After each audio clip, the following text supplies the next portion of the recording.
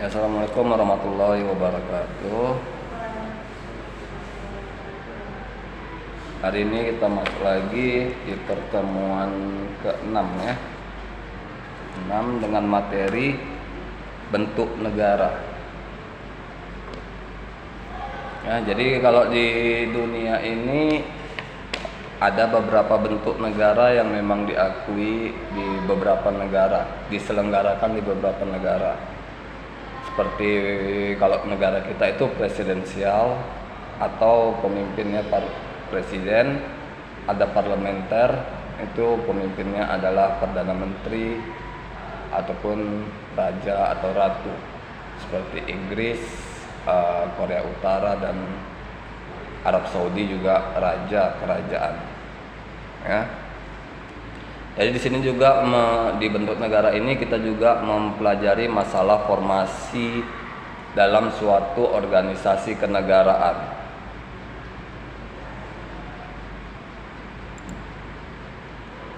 Oke.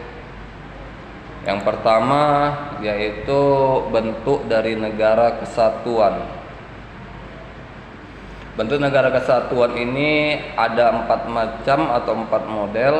Yang pertama vertikal manajemen model, yang dalam artian bahwa pemerintahan pusat mendirikan badan-badan pemerintahan untuk menyelenggarakan urusan pemerintahan di tingkat lokal. Jadi di sini pemerintahan pusat itu menyelenggarakan badan-badan pemerintahan untuk di tingkat lokalnya, untuk di tingkat sekitaran pemerintahan pusat saja. Kalau kita berarti sekitaran Jakarta kalau bisa dibilang. Jadi di sini diadakan badan-badan pendukung supaya dapat menunjang kinerja pemerintah. Karena seperti kita tahu, sehebat apapun pemerintahan itu nggak akan mungkin bisa bergerak sendiri. Dalam artian pun kalau dalam negara kita yang merupakan negara kepulauan, yang oke lah kalau kita antara Pulau Sumatera dan Jawa masih dekat. Gimana dengan saudara-saudara kita yang ada di Pulau Papua? Ya, bahkan kita yang sampai ke Papua aja ada menuju ke distrik-distrik atau ke desa-desa itu harus 5 jam lagi perjalanan, 6 jam, atau bahkan tidak ada jalan darat, mesti jalan udara dan jalan laut. Ya, banyak. Gimana dulu juga pernah ada yang tenaga medis yang meninggal di Papua. Ya, kalau kalian tahu tuh ada tenaga medis yang meninggal di Papua karena telat diadakan pertolongan medis karena memang medannya yang cukup susah dijangkau. Makanya kalau kalian nanti pun menjadi misalnya PNS atau tenaga pemerintah yang ditempatkan ke daerah, ya kalian harus sudah siap dengan hal-hal seperti itu. Kalian nggak bisa menuntut banyak, karena di situ kita diterapkan untuk pengabdian, lebih kepada pengabdian, bukan mencari kerja. Ya, kalau PNS kalian bukan mencari kerja, tapi lebih kepada pengabdian. Ya, pengabdian kepada negara. Apapun kalian PNS kalian nanti mau jadi jaksa kalian itu bukan lagi pencari kerja. Pengabdian, kalian jadi jaksa, kalian pengabdian bagaimana menerapkan hukum itu dengan seadil-adilnya. Ya, bagaimana dapat menuntut terdakwa dengan seadil-adilnya. Dan kalian bukan yang bisa menentukan tempat di mana kalian harus bertugas, tidak. Ya. Kadang surat tugas itu pun turunnya dari pusat, presiden yang nandatangani. Mana bisa dinego? Ya, atas usulan pimpinan tertinggi lembaganya. Ya, misalnya kejaksaan berarti atas usulan jaksa agung. Nah, sama kayak kalau kalian sering lihat buletin TNI, yang ada yang TNI wanita yang bertugas di Papua selama 18 tahun. Saking salutnya Kasat TNI dibebaskan untuk dia pindah ke rumah mertuanya. Itulah 18 tahun dia berada di Papua. Bukan hal yang mudah. Kayak kalau kita memutuskan mengajar PNS, kita harus siap dengan hal-hal seperti itu. Karena negara menempatkan kita berdasarkan kebutuhan di wilayah itu. Ya. Bukan kerja. Karena kalau gajinya, kalau kalian PNS di lembaga, gajinya ya pusat yang menentukan, bukan daerah. Daerah paling nanti tunjangan dan segala macamnya. Ya, gaji tetap pusat. Jadi kalaupun nanti ke daerah-daerah, misalnya ada saudara kalian yang di kuliah di keguruan atau apa, atau di tenaga kesehatan, itu mereka akan ditempatkan ke daerah-daerah yang seperti itu juga. Lebih kepada pengabdiannya, bukan lagi pencari kerja kalau saya bilang. Yang kedua, Central Representative Model. Pada model ini didirikan adanya dua bahan pemerintahan, yaitu badan atau organ yang didirikan oleh pemerintah lokal untuk melayani kepentingannya, dan badan atau organ yang didirikan oleh pemerintahan pusat di tingkat lokal. Ya, jadi di sini lebih kepada seperti yang ada pada negara kita, bagaimana ada pemerintahan pusat dan pemerintahan daerahnya. Bagaimana kalau kita berarti pemerintahan lokalnya, yaitu wali kota, gubernur, wali kota lah bisa dibilang, bukan lagi gubernur. Gubernur udah menyangkut satu provinsi, walaupun kita berada di ibu kota provinsi, tapi kita tetap pada wali kota dulu. Ya, wali kota kepada gubernur, gubernur kepada presiden. Jadi dari mana rangkaian ini, bahwa kalau wali kota itu mencakup kepada semua kepentingan dari warganya, ya, presiden berarti harus juga mengawasi, ya, bagaimana dia juga harus memenuhi, mencukupi dari seluruh kepentingan rakyatnya, yang tidak bisa dijangkaunya seperti yang saya bilang tadi, daerahnya yang terlampau jauh-jauh, ya, maka dia bisa percayakan kepada petugas-petugas yang ada di daerah masing-masing seperti wali kota ataupun gubernurnya. Jadi tidak bisa seorang presiden itu memaksakan dirinya sendiri untuk menyelesaikan seluruh permasalahan. Pasti tidak akan efektif. Ya, seperti contoh telatnya berkembang di Papua sana, ya. Karena apa? Karena dulu katanya tidak terlalu diperhatikan, ya, tidak terlalu mendapat perhatian dari pemerintah pusat. Ini mengapa terjadi? Karena memang kita tidak bisa nyalakan pemerintahannya juga, karena memang terlampau amat jauh, berbeda berapa pulau, sehingga tidak mungkin terjangkau. Maka dari situ pemerintah pusat dapat membentuk pemerintah di wilayah, di daerah, untuk mencakup semua. Makanya seperti yang pernah saya sampaikan juga, bahwa dalam setiap wilayah itu, ya, bahkan sekarang dalam setiap lingkungan itu mesti ada rumah sakit, sekolah, dan minimal puskesmas, ya. Yang seperti itu memang harus ada. Sekolah untuk 9 tahun sampai 12 tahun itu wajib ada, ya. Seperti yang saya bilang, kalau di daerah saya aja, yang kita nggak usah bilang lah sekolah swasta, sekolah negeri aja, sekolah negeri ada 4 atau 5 di situ SD-nya, ya. SMP ada sekitar 3 atau 4, SMA ada 1, 2, 3, 4, 5 yang agak jauh di Pelajar Timur Ujung, SMA 14, SMA 6, SMA 10, SMA 5, SMA 14, SMA berapa lagi yang ada di daerah apa sana. Itulah ada, memang harus diadakan di setiap puskesmas ada.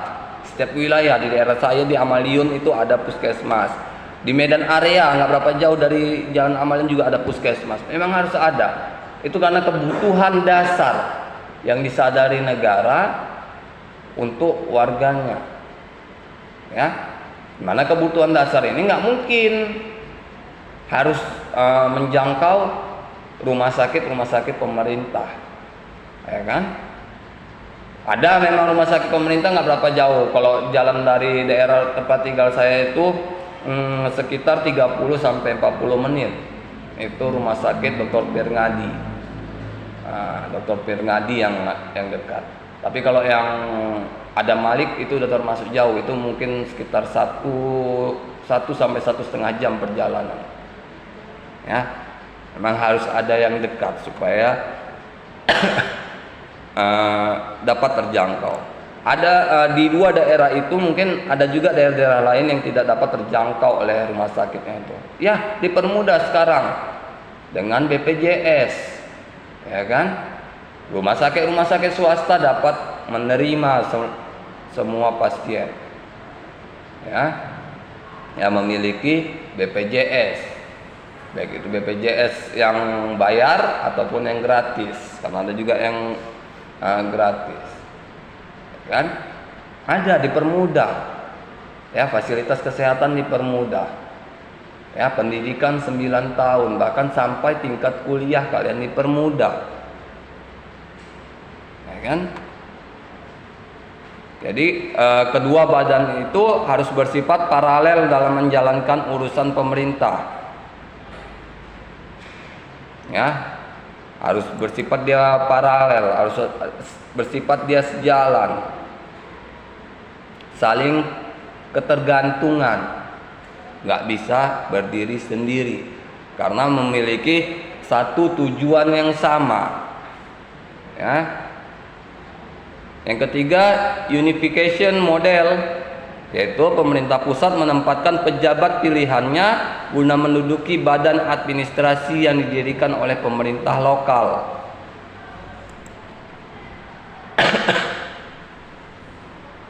Ya, pemerintah pusat itu meletakkan orangnya di pemerintahan wilayah-wilayah, orang-orang kepercayaannya. Seperti apa? Seperti negara-negara di Eropa, misalnya Belanda. Karena memiliki wilayah yang cukup jauh-jauh juga, jadi dia meletakkan orang-orangnya di daerah-daerah tersebut. Kalau kita kenal dengan sebutan gubernur atau gubernur wilayah. Jadi di mana gubernur ini bertanggung jawab terhadap pemerintahan pusat di Belanda. Atau misalnya seperti Rusia, ya, negara-negara pecahan Uni Soviet lainnya tetap harus berpedoman kepada Rusia, ya. Mereka punya presiden sendiri, iya, mereka punya presiden sendiri, tapi tetap di bawah komando dari Rusia. Karena itu, kalau pernah kalian dengar, itu negara-negara persemakmuran. Seperti Malaysia itu negara persemakmuran dari Inggris, ya. Makanya Malaysia bisa agak lebih maju dalam segala hal.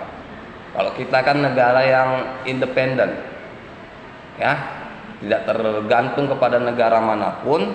Jadi apa yang mau kita lakukan, apa yang terjadi di negara kita, ya tanggung jawab kita sendiri sebagai bangsa Indonesia, ya.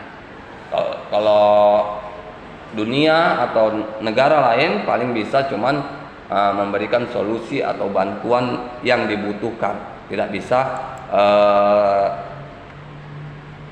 terjun langsung atau langsung ke pusat permasalahan yang ada di negara itu, kan?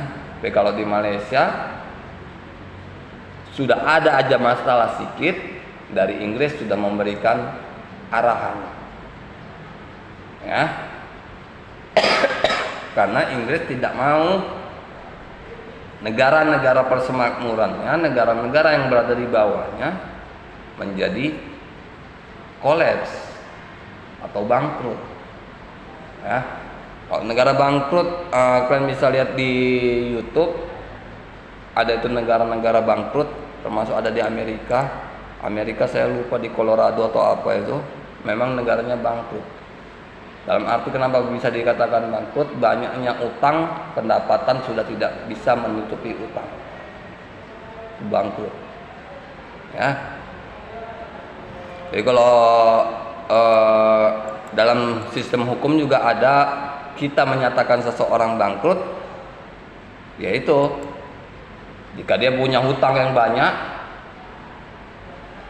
ya, punya hutang yang banyak, ternyata hutangnya ini lebih besar daripada seluruh total harta kekayaannya, maka kita bisa ajukan ke pengadilan niaga untuk pernyataan bangkrut, sehingga semua harta kekayaannya yang bergerak maupun yang tidak bergerak dilelang untuk menutupi hutang-hutangnya. Terserah, pokoknya nggak lagi ada tanggung jawab negara atau lembaga lainnya. Misalnya ada perusahaan A, ya, perusahaan A, dia tidak akan menyatakan dia bangkrut. Yang menyatakan bangkrut itu pasti rekanan bisnisnya atau lawan bisnisnya, ya, yang mengajukan ke pengadilan. Jadi dia tetap menjalankan usahanya. Tapi kan kalau rekanan bisnis ini pasti akan tahu kenapa setoran misalnya kepada rekanan bisnis pemegang saham bisa berkurang. Pasti mereka menyelidiki. Oh, ternyata ada banyak utang di beberapa. Jadi diajukan ke pengadilan, diputus dia bangkrut, maka seluruh harta kekayaannya dijual, dilelang, dapat uangnya. Jadi yang para pemegang saham ini dipersentasi, nggak dibalikkan uangnya, karena pasti uang tidak akan cukup menutupi utang semua. Ya, jadi misalnya ada 5 pemegang saham, ya, dipersentasi, misalnya yang satu 70%, 20, 10, 3, 2, maka dari total uang yang ada dibayarkanlah sesuai persenan yang ada. Ya, kalau memang masih bersisa baru untuk si pengusahanya. Tapi kalau tidak, ya sudah, dia sudah habis semua, dia tinggal bagaimana menjalani ke depannya, berusaha untuk menata lagi kehidupannya, karena tidak menjadi tanggung jawab lagi oleh negara, karena dia menjalankan usahanya, bisnisnya berdasarkan prinsip dia sendiri, ya. Karena kalau kita join ke negara, BUMN atau BUMD, pasti ada pengawasan yang lebih ketat, ya. Jarang terjadi kolaps atau bangkrut. Ya, dalam 3 model tadi ada 3 kategori organ yang melaksanakan wewenang. Yang pertama, badan yang didirikan oleh pemerintah lokal, ya. Yang kedua, badan yang didirikan pemerintahan lokal ini, kalau kita di sini apa ya, kalau yang bentukan pemerintahan lokal, seperti kayak misalnya dinas kebersihan, itu tidak langsung dari pusat, ya. Kalau dinas kesehatan tetap dari pusat, ya. Seperti yang dinas taman, tata kota, yang pekerja di taman itu dia buatan lokal. Dan ada perwakilan pemerintahan pusat baik dalam distrik maupun dalam pemerintahan provinsi. Ya, ini yang kalau yang dari pemerintahan pusat berarti yang dari provinsi. Ini itulah yang kalau kita lihat, kalau dari provinsi lebih pada pengaturan misalnya di jalan raya, ya, jalan-jalan lintas provinsi, lintas kabupaten yang merupakan jalan-jalan pusatnya, ya. Itu makanya kalau kita lihat banyak jalan-jalan kota yang diperbaiki, ya kan. Kalau jalan-jalan yang mungkin daerah kita enggak, karena apa? Karena memang beda tanggung jawabnya, ya. Ada juga perwakilan organ pemerintah pusat di daerah.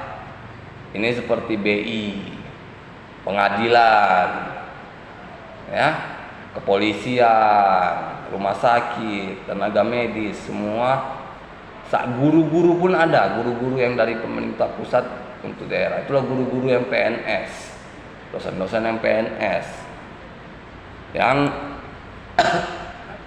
kemungkinan akan selalu ada pemindahan. Ya, kalau kalian nanti jadi guru PNS, bukan kalian stuck di satu sekolah itu aja, bahkan bukan di satu kota itu aja.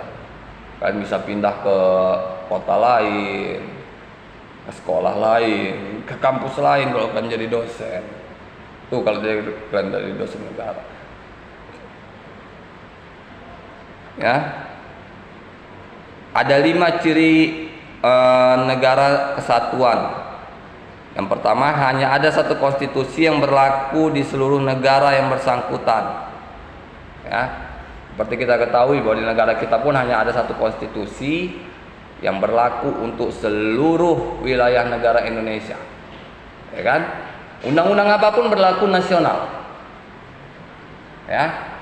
Cuman untuk ke daerahnya masing-masing ada perdanya. Ya, perda itulah kekhasannya, kekhususannya. Jadi walaupun undang-undang itu diberlakukan untuk nasional, ada kekhususannya untuk daerah. Karena daerah lah yang tahu akan kebutuhan masing-masing. Ya, nggak mungkin juga dalam undang-undang dibuat keperluan atau kebutuhan dari seluruh wilayah negara. Mau setebal apa undang-undangnya, ya kan? Maka dibalikkan ke perda masing-masing. Yang kedua, ada satu pemerintahan di tingkat pusat yang berdaulat. Ya. Ya, seperti kalau kita lihat ya seperti kepresidenan, itu ada satu pemerintahan yang bersifat berdaulat. Ini yang menjangkau seluruh pemerintahan yang ada di daerah. Ya, mengawasi setiap kinerja dari pemerintah daerah. Supaya apa? Supaya berjalan sebagaimana mestinya. Kan? Yang ketiga, seluruh penduduk hanya mempunyai satu kewarganegaraan. Nah, inilah kan kita sebagai negara kesatuan, apapun suku, pernah saya sampaikan juga, suku, agama, ras, budaya, golongan, warna kulit, segala macam yang kalian suarakan, tetap KTP kalian Indonesia. Ya, kalian ke luar negeri nggak pernah ditanya apa suku kalian, apa agama kalian. Ya. Kalian nanti di paspor itu paspor kalian ya Indonesia. Ya. Kalau kita keluar negeri paspor ganti KTP. Ya, KTP kita nggak berlaku. Paspor itulah KTP internasional kalau bisa dibilang, bisa masuk kemana aja. Karena itu akan terbuat dalam bahasa Indonesia dan bahasa Inggris, dan kemana negara tujuan kita nanti bisa dibantu terjemahkan. Ya, misalnya kita mau ke Arab Saudi, maka nanti dibuat terjemahan ke bahasa Arabnya, paspornya, ada salinan ke bahasa Arabnya. Yang keempat, terdapat suatu pemerintahan lokal yang merupakan subdivisi dari pemerintahan pusat dengan wewenang kepala daerah yang bersifat absolut. Kan? Di sini ada satu pemerintahan yang merupakan subdivisi anak dari pemerintahan pusat. Ya.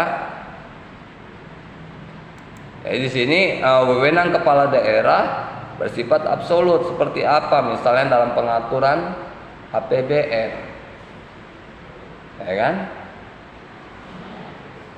APBN untuk pemerintah pusat dalam hal presiden, kita di sini APBD, anaknya, turunannya. Bagaimana daerah dalam mengelola uangnya, melaporkan keuangannya. Agar apa? Agar tahu bagaimana pemasukan pengeluaran, ya, bagaimana pemasukan dan pengeluaran dan implementasinya di masyarakat. Benar nggak dilakukan pembangunan, ya, benar nggak misalnya pembagian raskinnya ada, Nanti akan itulah kadang ada di daerah kita dilakukan sensus, ya. Saya nggak tahu di daerah kalian ada apa enggak, tapi daerah saya itu ada dilakukan sensus.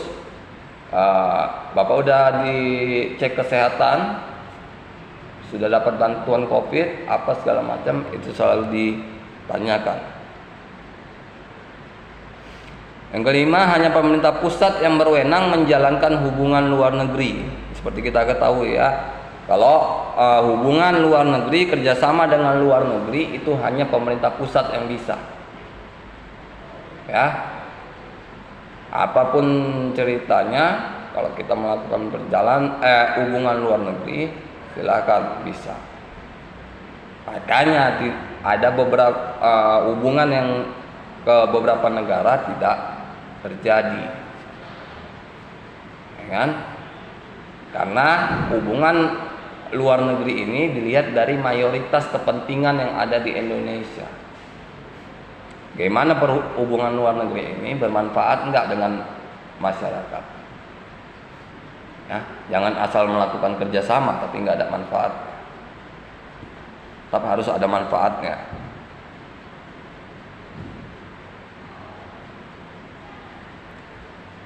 Dalam konteks negara kesatuan, hubungan pemerintahan pusat dengan pemerintahan daerah di bidang otonomi bersifat administrasi negara. Ya.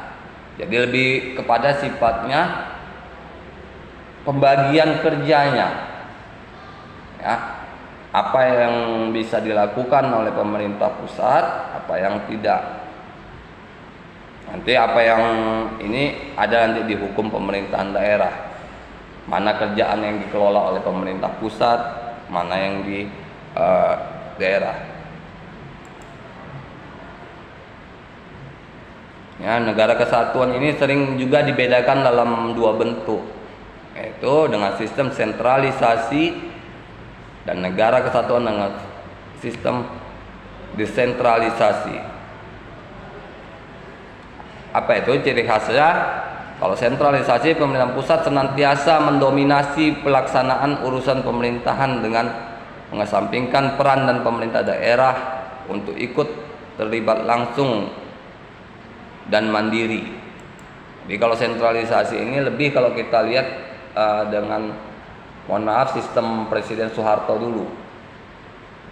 Ya, walaupun tetap ada gubernur, ada wali kota, tapi tetap dipegang kendalinya di daerah pun oleh presiden waktu saat itu. Ya. Kalau dia desentralisasi, kepala daerah diberikan kekuasaan untuk mengatur dan mengurus rumah tangga sendiri. Ini setelah masa Soeharto atau pada masa B.J. Habibie, Presiden B.J. Habibie, dan selanjutnya udah desentralisasi, bahwa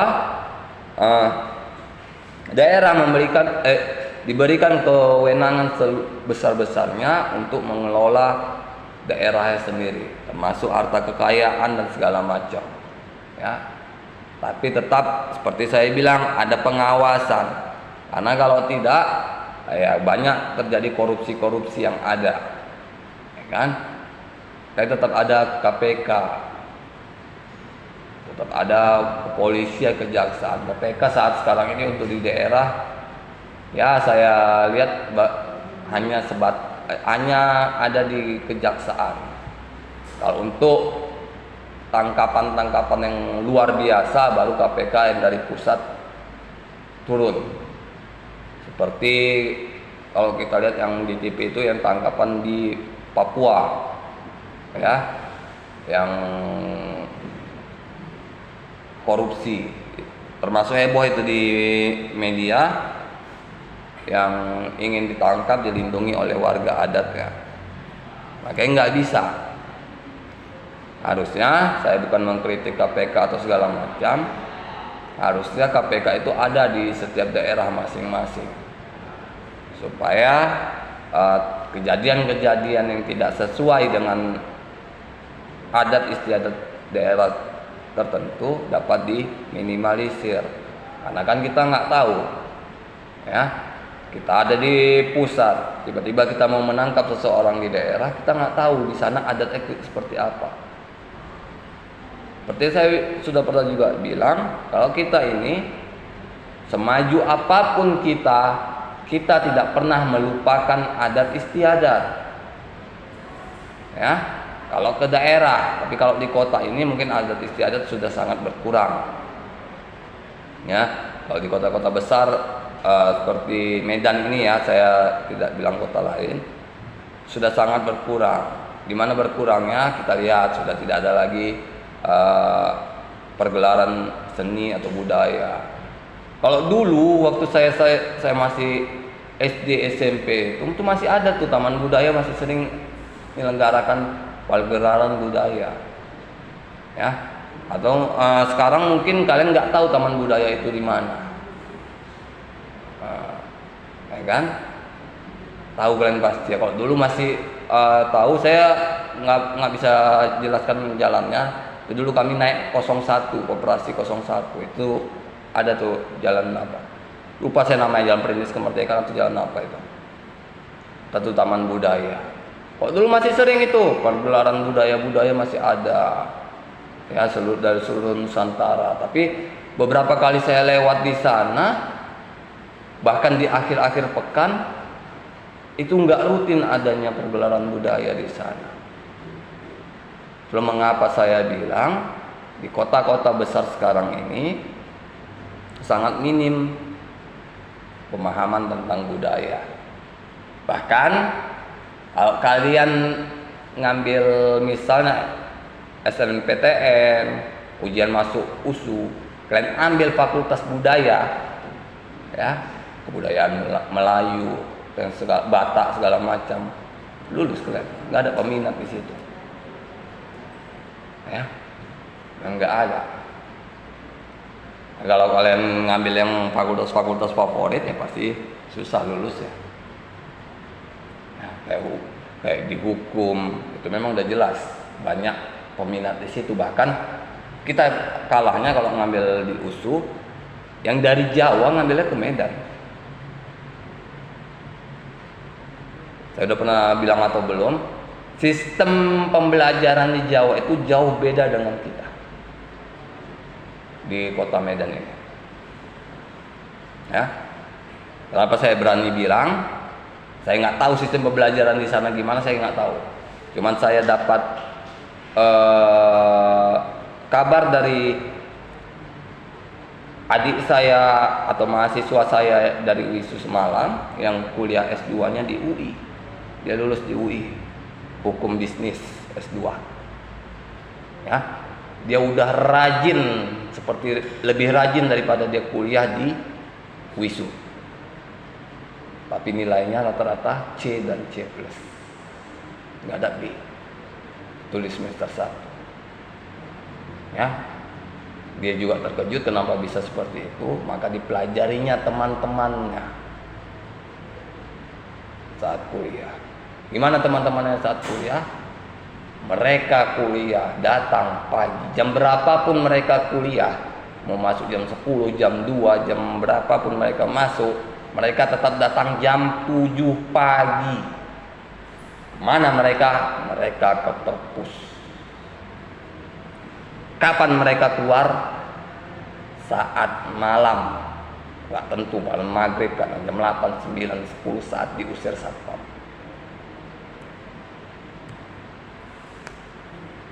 Itulah kemauan mereka lebih tinggi. Ya. Dicobanya praktekkan seperti itu, ya betul, semester 2 dia sudah tidak ada lagi nilai C. C+ pun tidak ada. B+. Ya, kayak kalau kalian tamat misalnya nanti S1, ada rencana mengambil ke luar kota, kalian ikuti cara belajar di sana. Bukan cara belajar kalian di sini. Kalian praktekkan di sana. Nggak usah jauh-jauh keluar kota, ke Jawa segala macam, ke USU aja. Kalau kalian praktekkan cara belajar kalian di sini, gitu. Apa pernah kejadian? Ya, ini benar-benar terjadi. mahasiswa bimbingan skripsi sama guru besar di USU, Profesor Dr. M. Soli Lubis SH. Sekarang masih hidup, umur 90-an. Masih hidup, masih sehat lah kalau bisa dibilang, sehat orang tua. 90-an, 93 atau 94 umurnya. Ya. Hari ini kita ketemu asistennya di Pasca USU, bilang mau bimbingan sama Bapak, sama Prof. Yaudah besok Bapak masuk jam 8. Ya. Ingat jam 8. Jadi ada 2 orang yang mau ketemu. 2 orang ini besoknya datang. Yang satu datangnya jam 6:30. Yang satu jam 8:15. Yang 8:15 ngejek yang jam 6:30. Apa yang kok cepat-cepat, orang Bapak itu datang jam 8. Betul. Jam 8 Bapak itu datang. Apa yang dibilang Bapak itu saat datang? Ada yang mau jumpa saya? Ada Pak. Berapa orang? 2. Jam berapa mereka datang? 1 jam 6:30, 1 jam 8:15. Yang 6:30 suruh masuk, 8:15 suruh pulang. Tanpa lihat mahasiswa. Jadi ya kalian jangan terkejut nanti saat kuliah di sana. Bahkan dosen itu ngusir kalian enggak berdasarkan enggak langsung jumpa. Dibilangnya mahasiswanya seperti itu. Apa yang mau kalian bilang? Asistennya pun menyampaikan, "Dek, yang 6:30 tadi mana?" "Saya Kak, silakan masuk. Yang satu lagi silakan pulang buat janji selanjutnya." Tuh kejadian. Mungkin nanti kalian di sini akan sedikit dibantu. Tapi kalian punya keinginan kalau nanti mau S2 mungkin ke USU atau ya ke USU lah kalian mengambil S2. Sama Profesor Soli juga dulu kuliah, saya ingat itu kelas di sebelah saya kelas A, Prof itu ngajar di kelas B. Ada yang telat, Prof itu nggak nutup pintu. Dia permisi, "Assalamualaikum Prof, izin masuk ikut kuliah Prof." Apa dibilang Prof itu? "Silakan masuk, tutup pintu dari luar." Ya. Dia saking udah semangat, kena dengar kata masuk, dia masuk duduk. Prof itu diam. 15 menit, 20 menit Prof itu diam. Dia bertanya, "Kenapa Prof diam?" Apa kata kawannya? "Kok bodoh?" Prof itu bilang apa? "Silakan masuk." Ujungnya tutup pintu dari luar. Bisa rupanya masuk tutup pintu dari luar. Saat dia keluar, kuliah dilanjutkan. Kalau orang-orang dulu nggak ada emosi-emosi dengan melampiaskan memarah-marahin orang, nggak ada. Nggak seperti saat sekarang ini. Sama juga Prof Soli itu, dia orang yang idealis. Ya, saat dia ngajar ada yang main tenis meja di depan pintu dia, ngajar recok. Dia nggak marahin yang main tenis meja. Dia keluar, bantingnya pintu, bubar semua. Nggak pakai suara. Ya.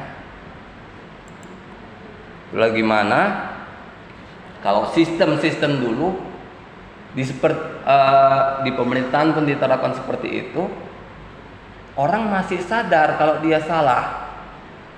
Tapi kalau sekarang, kalau nggak dimaki, nggak dimarahin, nggak sadar-sadar.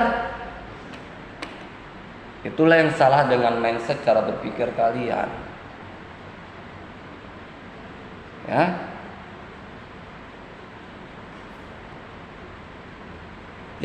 Jangan sampai seperti itu. Kalian lihat nanti. Ya, nggak terasa. Ini kalian bilang harus semester 1. Ya 2 minggu lagi. 2 minggu lagi kalian UTS. Ya kan? 3 minggu lagi kalian UTS. 2 minggu lagi. Dan UTS. Nah, berarti sekitar 2 sampai 3 bulan lagi kan udah naik semester 2. Ya. Ya kalau bisa dibilang, kalian boleh hitung nanti kuliah efektif kalian yang betul-betul masuk ya. Ya. Buang hari Sabtu, hari Minggu kalau kalian nggak masuk di hari Sabtu dan hari Minggu. Kalian hitung, cuma 8 bulan. Ya. Buang semua tanggal merah, libur nasional segala macam dibuang. Libur puasa, libur hari raya, buang. Dan hitung, tinggal berapa? Paling tinggal 8 sampai 9 bulan. Itulah yang efektifnya kalian. Ya, jadi di sini juga ada 4 bentuk desentralisasi. Pertama, dekonsentrasi, yaitu distribusi kewenangan administrasi dalam pemerintahan. Nah, jadi dekonsentrasi ini lebih kepada seluruh pemerintahan, seluruh administrasi dalam satu pintu, dalam satu tempat, di dalam pemerintahan pusat, ya, nggak terkotak-kotak. Yang kedua, delegation to semi-autonomous of parastatal organization, yaitu pendelegasian otoritas manajemen dan pengambilan keputusan atas fungsi-fungsi tertentu yang sangat spesifik kepada organisasi yang secara langsung tidak di bawah kontrol pemerintahan. Ya, ini lihat, lembaga apapun yang ada di Kota Medan ini, mereka bisa ambil keputusan masing-masing untuk diri mereka, untuk lingkungan kerja mereka. Ya, mereka hanya memberi laporan ke pusat. Contoh misalnya dalam membangun gedung kerja. Kalau kalian pernah lihat perpustakaan daerah, itu perpustakaan daerah lagi di renovasi, lagi diperbarui. Lihat, kan? Sudah apa? Mereka melakukan sendiri, hanya memberi laporan. Ya, sekaligus minta bantuan dari pemerintah pusat. Jadi dalam pembangunan ini bukan lagi kewenangan dari pemerintah pusat. Ya. Bagaimana kewenangan kita yang duduk di dalamnya, misalnya kita duduk di dalamnya untuk merevitalisasi, membaguskan tempat kita, memajukan tempat kita. Contohnya misalnya kalau dalam ilmu ekonomi, suasana kerja itu juga dapat membangkitkan semangat kerja. Ya, kalau kalian kerja di perpustakaan daerah, saya percaya paling tahan kalian 6 bulan, kalian udah bosan. Ya, percayalah. Nggak percaya kalian, nggak usah kalian jadi pegawai, kalian tes saja jalan-jalan ke perpustakaan daerah, kalian baca buku di situ, paling lama kalian 1 jam kalian udah bosan.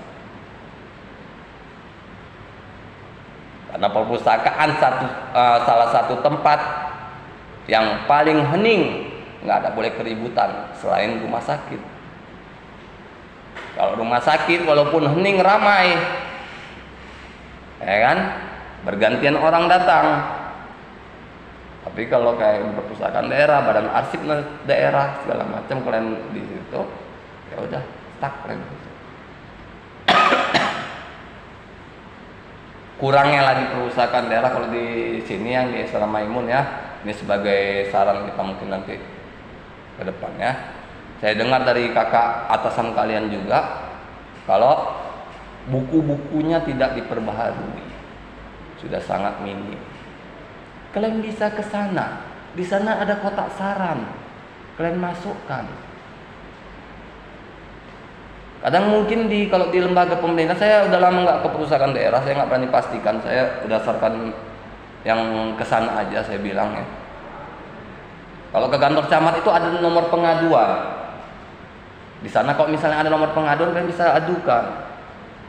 Adukannya gini aja, kalian nggak usah menjudge, menghakimi siapa-siapa. Ya, kalian bisa bilang, kenapa ya perpustakaan ini bukunya makin sedikit, kan? Seolah-olah saran padahal kita menghakimi, kan? Nah, saya selalu juga mengajarkan pada mahasiswa saya, kita nggak perlu dalam mengomentari seseorang itu menghakimi, menjudge, nggak perlu. Kita cukup menyindir dengan kata-kata yang halus. Yang ketiga, devolution, yaitu penyerahan fungsi dan otoritas dari pemerintahan pusat kepada daerah. Nah, ini seperti yang tadi. Yang keempat itu swastanisasi, yaitu penyerahan beberapa otoritas dalam perencanaan dan tanggung jawab administrasi tertentu kepada organisasi swasta. Ya, ini apa contohnya? Seperti pembangunan, ya, perbaikan jalan tol itu kan bukan pemerintah yang ngerjakan. Pemerintah hanya nyuruh ngerjakan, yang ngerjakan pemborong dari pihak swasta. Ya. Jadi pemerintah dalam menjalankan kewenangannya pun nggak bisa bekerja sendiri, butuh bantuan dari pihak swasta. Ya. Kalau kalian kerja misalnya di PNS, di lembaga di mana aja pun, nggak bisa kalian bekerja sendiri. Kalian tetap harus butuh bantuan. Misal, ya, kalian mau bangun revitalisasi kantornya, apa mungkin kalian suruh kalian karyawan yang membangun? Nggak, kan? Kalian punya anggaran, kalian keluarkan, kalian panggil orang pemborong. Ya. Siapa yang bisa tanggung jawab sesuai gambaran kalian. Nah, ada negara federal. Federal berasal dari bahasa Latin, yaitu foedus, yang berarti perjanjian. Apa ini maksudnya? Bahwa negara federal ini adalah negara-negara yang beberapa negara yang berjanji pada satu negara. Seperti kalau saya bilang tadi, kayak Rusia sama Ukraina, Kazakhstan, Turkmenistan, segala macam itu di bawah Rusia. Sama kayak Amerika ke Colorado, segala macam itu ke Amerika. Ya. Jadi kalau di Inggris itu, kalau kalian kenal Wales, Wales itu bukan kota, Wales itu negara di bawah persemakmuran Inggris. Ya, kalau kita yang sering nonton bola mungkin pernah lihat tim Wales yang masuk di Liga Inggris. Benarnya tidak. Ya, kalian boleh cek di Google, di YouTube, Wales itu termasuk negara, tapi persemakmuran tetap dari Inggris. Ya, perjanjian negara-negara federal ini juga harus saling menguntungkan. Ya, harus saling menguntungkan. Itu makanya saya bilang, di mana negara-negara di bawah, negara-negara persemakmuran di bawah negara yang besarnya itu maju. Ya, biasanya maju. Saya nggak bilang seluruhnya maju, biasanya maju. Ya, dimana kalau yang contoh dekat saya bilang tadi seperti Malaysia, Brunei kalau nggak salah Inggris juga. Nah, mereka maju negaranya. Yang belum ini sekarang, yang belum nampak Timor Leste di bawah Australia. Nah, dia di bawah kendali Australia. Harusnya negara-negara seperti itu maju, karena mereka negara-negara yang ada di persemakmuran itu biasanya negara yang memiliki harta kekayaan alamnya. Makanya negara-negara besar itu mau menjadikan negara itu sebagai negara persemakmuran. Kan? Kalau nggak ada harta kekayaan alamnya, nggak ada hasil buminya, nggak akan mau. Makanya bagaimana negara-negara di Afrika itu selalu diperangi. Supaya apa? Supaya dapat dikendalikan. Mereka nggak ingin ngambil negara, tapi kendalikan negaranya, karena di situ banyak kekayaannya. Seperti Arto Afrika Selatan berhasil diambil oleh Amerika Serikat. Ya, tapi pada tahun-tahun yang lalu, baru-baru ini kita lihat Taliban berhasil kembali mengambil negara mereka. Taliban adalah penduduk asli negara Afrika Selatan, jadi bukan pemberontak. Mereka terusir karena invasi dari Amerika. Mereka berpencar supaya tidak dibunuh, berpencar di beberapa negara sambil terus berkomunikasi dalam beberapa tahun. Ya, berpencar mereka atau pelarian mereka bukan dalam 1-2.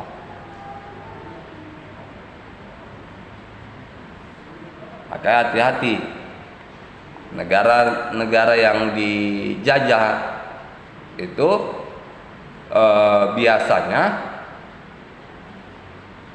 tidak melawan bukan karena takut atau tidak sanggup, tapi mereka sedang menyusun strategi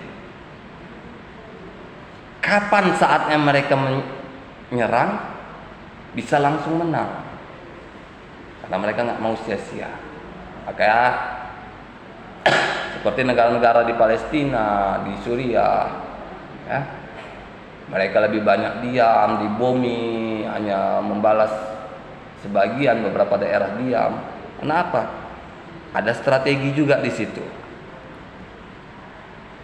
Strategi untuk agar bagaimana upaya mengembalikan kemerdekaan negaranya dapat terjadi. Ya. Hubungan antara negara federal dengan pemerintahan negara bagian mempunyai kecenderungan untuk bergeser ke arah koordinatif menjadi kooperatif. Apa penyebabnya? Pertama, tantangan pemerintahan modern yang semakin kompleks sehingga urusan pemerintahan tidak dilaksanakan secara kaku menurut list wewenang dalam konstitusi. Ya. Yang terjadi juga di seperti negara kita tidak kaku, kita lebih bersifat elastis. Ada peraturan perundang-undangan, ada. Daerah bisa membuat suatu peraturan daerah untuk melaksanakan undang-undang tersebut. Jadi kita yang ada di daerah misalnya, kita bisa bikin peraturan yang dapat menguntungkan oleh daerah kita, tapi tidak bertentangan dengan undang-undangnya. Ya, jadi kalau nanti kita jadi anggota DPR misalnya, jadi wali kota atau jadi gubernur misalnya nanti ke depannya, kita nggak tahu rezeki kalian masing-masing. Lihat nanti, ya kan? Ada undang-undang. Jangan kalian buat peraturan daerahnya bagus seperti undang-undang.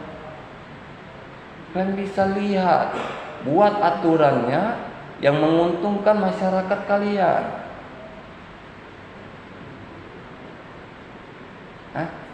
Jangan kalian hanya menjalankan aja yang di pusat. Kalau gitu nggak perlu kalian bikin peraturan daerahnya. Yang kedua, adanya hubungan keuangan yang mengarah kepada pencapaian perimbangan di antara tingkat pemerintahan.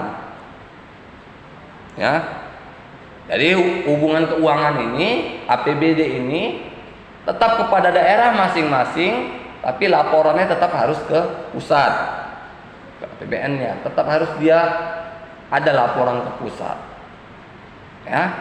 Jadi sebelum kalau kalian ingin menjadi seorang wali kota atau gubernur, pasti ada rencana kerja. Rencana kerja 3 bulan, 6 bulan, 1 tahun, 3 tahun, 5 tahun. Ya, dalam 5 tahun apa yang mau dicapai? Ya, misalnya mengurangi tingkat kemiskinan, misalnya pendidikan gratis di setiap kecamatan, misal pelatihan kerja di setiap kecamatan, bisa. Makanya dilihat, kan itu seperti itu ada anggarannya. Ya, betul enggak dari APBD itu anggaran itu dialokasikan ke situ. Jangan hanya proposal, foto-foto orang yang lagi kerja. Jangan, kalau kok jadi pejabat jangan seperti itu. Ya. Ada tuh di suatu daerah tertentu ya seperti itu mereka. Ya, disuruhnya warga kumpul warga, duduk-duduk dipoto seolah-olah rapat dengan warga. Jangan. Karena yang kalian kelola itu uang negara. Uang negara itu berarti uang kalian juga. Dari mana? Dari pajak. Yang kalian kelola itu uang kalian yang dari pajak. Kalau masih kalian curangi juga, sama aja kalian dengan para koruptor tuh. Yang kedua, adanya yang ketiga, kebijakan diadakan sehubungan dengan adanya pencapaian kepentingan tertentu di setiap tingkat pemerintahan. Ya, jadi kalau dalam suatu tujuan yang direncanakan oleh pemerintahan daerah terjadi pencapaian, maka biasa ini dijadikan rules. Ya, jadi contoh. Jadi nanti dalam Mendagri mempromosikan, oh ini loh kota A melakukan ini. Pendapatan APBN-nya naik 20% dari target yang ditentukan. Dari target tahunan misalnya 5M ternyata dapat 7M misalnya. Ya, kalau itu yang terjadi maka kita dapat rules. Bagaimana bisa dicontoh oleh kota-kota lain. Itu juga yang kalau dalam segi hukum juga seperti itu. Ya, kalau hukum dia, gimana hukum yang kita terapkan? Mungkin sebagai hakim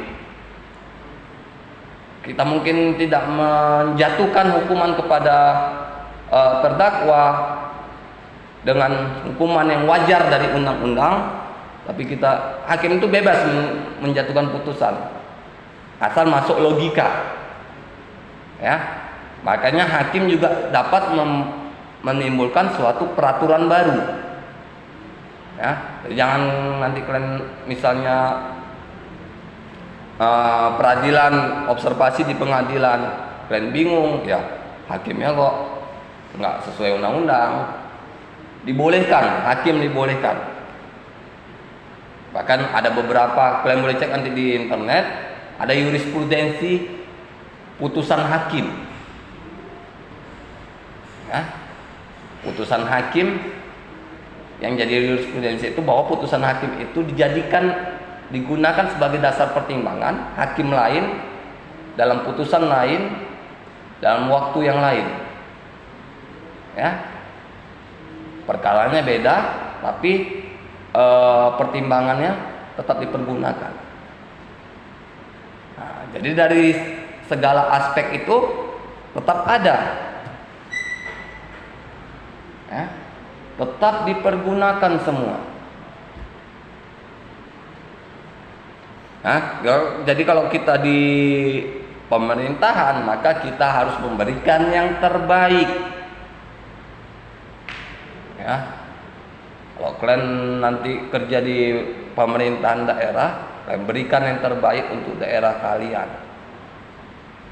Jangan pernah pikirkan kekayaan kalian, pikirkan kekayaan daerah kalian. Ya, kalian jadi kaya, ya, kalian jadi kaya, itu kalian bakalan disorot oleh KPK, karena ada BPK. BPK itu badan pemeriksa keuangan yang mengawasi keuangan kalian sebagai pejabat negara misalnya. Kalau penghasilan kalian setahun nggak masuk di akal, ya, harta kekayaan kalian waktu kalian laporkan misalnya 300 juta, gaji kalian misalnya 3,5 juta per bulannya, dalam setahun Harta kekayaan kan udah jadi 1,5 M. Itu nggak wajar. Kalian bakal diperiksa KPK. Kan? Nggak wajar. Gaji 3,5 juta bukan kalian simpan 3,5 juta itu. Ada untuk transportasi kalian, untuk makan kalian. Misalnya seperti itu. Tapi kalau kalian aplikasikan dengan membangun wilayah kerja kalian, daerah kalian semakin maju, kalian akan dapat pujian. Kan? Itu bedanya. Makanya jangan cari keuntungan sendiri, lebih bagus keuntungan bersama. Jangan kalian udah kuliah capek-capek, udah sekolah 12 tahun, kuliah 4 tahun, 16 tahun, nanti mungkin nyambung lagi kuliah 2 tahun lagi, 18 tahun. Ya, lebih kurang kalian 20 tahun kalian belajar, berakhir di penjara. Bodoh kalian, saya bilang.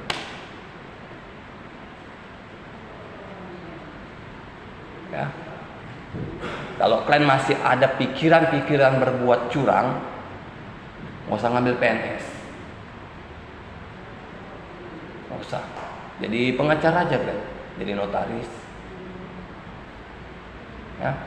Kalau pikiran kalian belum bisa lurus, masih ada kemungkinan curang ke depannya, nggak usah. Daripada kalian terjebak. Ya. Berapa kerugian yang udah kalian derita? Nggak usah dari makan apa, dari pendidikan kalian, mulai dari TK sampai kalian tamat S2, berapa ratus juta, bukan bahkan miliaran mungkin yang udah kalian keluarkan. Ya, dalam kebutuhan sekolah, termasuk uang sekolah, beli buku segala macam, kalian pikirkan itu. Kayak kalau kalian menjadi pejabat-pejabat di kementerian maupun lembaga, berlakulah jujur. Itu saya selalu bilang, kalau kalian terjadi masalah, jangan pernah sebut nama kampus kalian dan jangan pernah sebut nama dosen kalian. Tapi kalau kalian memperoleh reward, kalian boleh sebut kampus kalian sebagai promosi. Ya, kalian reward, kalian mendapat pujian segala macam, kalian boleh sebutkan. Tapi kalau kalian mendapat kasus, kalian sebutkan, kalian mencelakakan alma mater kalian.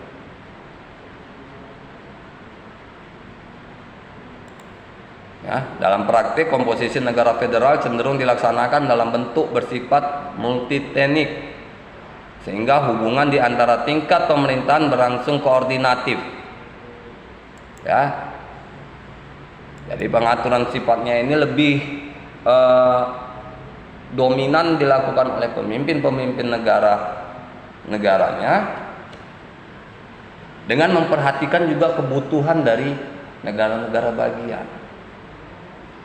Ya, dengan melihat apa keinginan, apa kebutuhan mereka.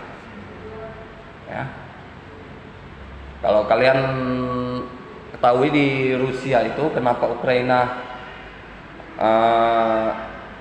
jadi perang ke Rusia, karena ada kepentingan yang dilanggar di sana. Ya, Ukraina pemimpinnya lebih kepada Yahudi, Israel, Amerika. Ya, orang Yahudi asli itu presiden Ukraina. Tapi ada bagian di Ukraina namanya Crimea, itu adalah mayoritas Islam. Maka Rusia ingin menjawab tuntutan dari Crimea. Ya.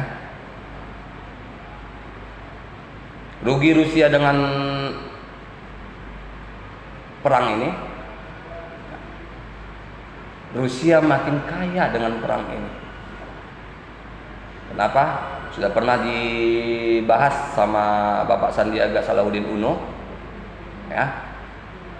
Dalam operasional perang dalam 1 hari itu menghabiskan 1 miliar. Berapa keuntungan Rusia dalam 1 hari akibat perang? Ya, karena gas dari mereka, ya, untuk negara-negara Eropa dan Amerika itu adalah 6 miliar. 1 hari 6 miliar, 6 miliar dolar.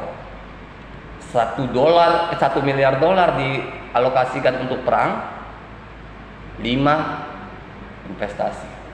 Mereka sudah semakin maju, kan?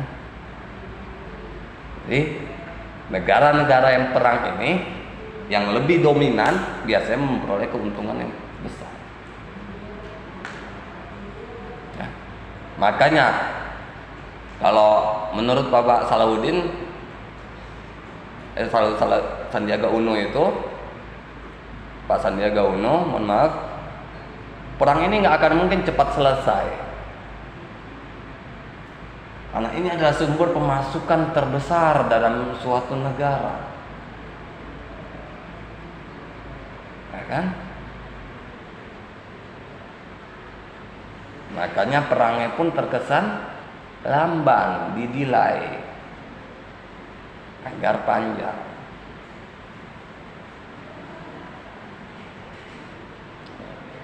Jadi kalau dalam negara federal ini, dia harus seluruh kepentingan dari wilayah negaranya terpenuhi, ya. Jadi di Ukraina, Crimea merasa tidak dapat melaksanakan ibadah atau kepercayaannya secara bebas, pemerintah penanggung jawab, negara penanggung jawab, Rusia harus memberikan jawaban, ya kan? Lihat, Rusia sudah mulai membangun masjid-masjid, ya. Padahal Presiden Rusia bukan Islam, tidak Islam, ya. Dia pernah bilang, saya ingin menjadikan Rusia model Muslim terbesar di Eropa, bahkan dunia. Dia ingin mendirikan 1000 masjid di wilayah Mesir dan negara bagiannya. Saya mulai lihat masjidnya cantik-cantik, indah-indah, ya. Banyak kalau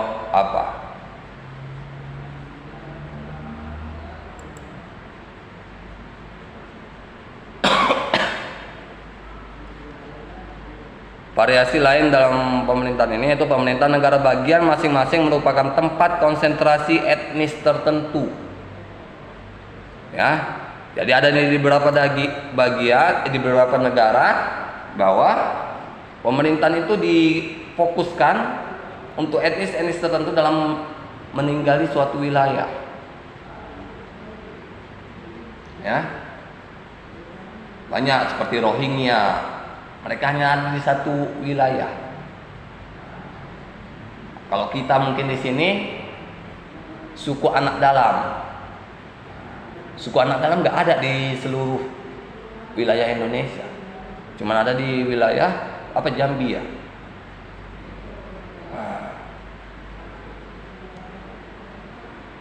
Mereka warga negara Indonesia? Iya. Mereka punya identitas? Tidak. Ya. Kita negara juga tidak bisa memaksakan apa yang menjadi rules dalam negara itu kepada warga negaranya, kalau tidak sesuai dengan kebiasaan, ya, atau ada istiadat. Kan nggak mungkin suku anak dalam yang biasa tidak pakai pakaian, cuma pakai daun kelapa atau daun bambu, tiba-tiba disuruh pakai baju. Aneh. Itu sama kalau kalian yang biasa pakai baju disuruh pakai koteka, pasti kalian malu. Atau kalian disuruh pakai sabut kelapa, kan? Sama. Sama kayak di suku pedalaman di Kalimantan, seperti itu juga. Karena mereka biasa tinggal di hutan gunung. Mereka saat diajak ke kota saja sudah terkejut, nggak berani balik lagi ke gunung. Kita harus hormati. Itulah keberagaman kita. Mereka Indonesia. Apa bukti mereka Indonesia? Mereka tinggal di situ bukan baru setahun 2 tahun, tapi puluhan tahun, berapa generasi mereka tinggal di situ. Ya. Sistem agraria kita, ya, seperti sudah saya jelaskan bahwa kita dalam menempati wilayah, ya. Misal ada satu tanah kosong, kalian tempati, kalian bangun rumah, kalian tinggal di situ selama 20 tahun, 25 tahun, nggak ada yang ganggu kalian urus suratnya, keluar.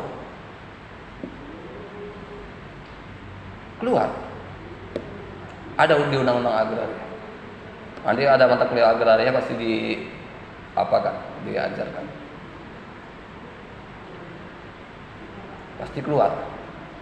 Karena memang dalam hukum agraria dibenarkan seseorang memperoleh hak atas tanah jika sudah mendiami selama 20 tahun berturut-turut. Ingat, berturut-turut. Jadi kalau kalian ada sebulan keluar, itu nggak dihitung. Bukan berarti kalian sebulan keluar habis itu kalian ganti sebulan lagi, enggak. Jadi kalau sebulan keluar kalian udah jalan nih misalnya 4 tahun, sebulan keluar, yang 4 tahunnya hangus, ulang lagi. Kalian boleh keluar tuh ya, atau kalian belanja, membeli kebutuhan sehari-hari, itu boleh. Itulah aturan di negara kita. Ya, inilah pertemuan kita pada hari ini dalam materi bentuk-bentuk negara. Ya, lebih dan kurang saya mohon maaf. Bila taufiq wa hidayah. Assalamualaikum warahmatullahi wabarakatuh.